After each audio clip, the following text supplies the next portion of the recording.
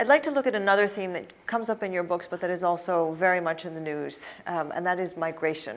Yes. And I've read comments that you've made over the years about how when you yourself have gone from place to place, you've sort of kept all the places with you, and home is kind of where you are, but all of those places are part of you as kind of home and who you are and your identity. Yes. If I understood you correctly. Yeah, that's true.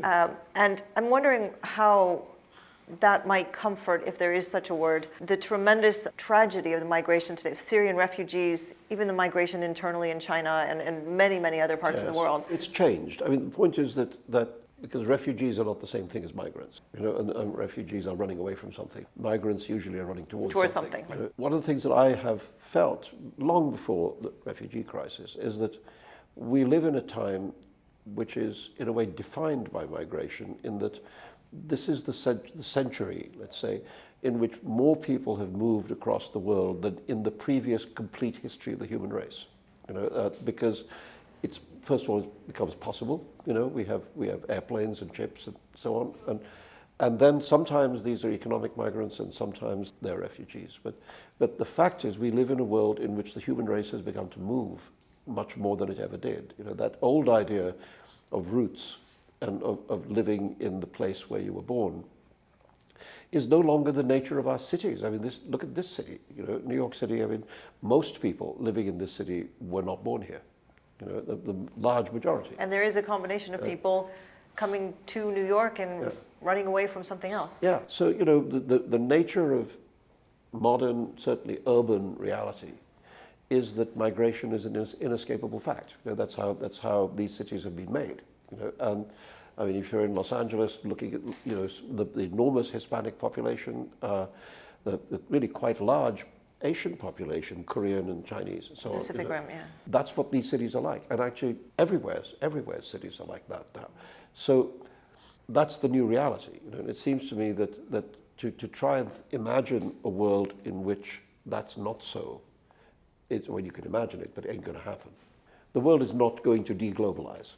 The question is, how can we increase the amount of social justice in a globalized world? And that is behind a lot of the populism that you were mentioning. I mean, I was a migrant from India to England. I was a migrant from England to the United States. I mean, I spent my life being a migrant. So obviously, I'm a little bit biased. I just was trying to. I found that so moving, if I can use that word.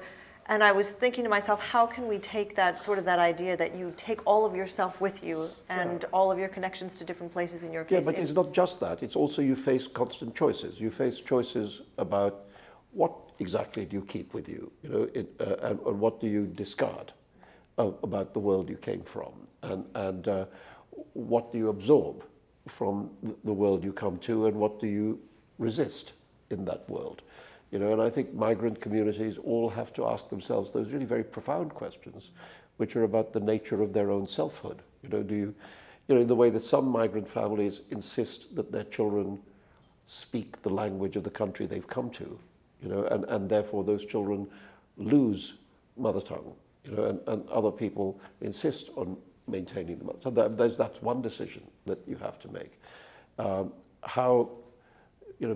Many people in England, for example, many of the South Asian migrants come from very conservative communities, and there is a tension between parents and children about the degree of liberalism in the behavior allowed to young people. There are very big issues that have to be faced and argued about inside migrant communities, and then between the migrant communities and the so-called host communities. So it ain't easy, but I think on the whole, historically, it has been enriching to countries to have new blood.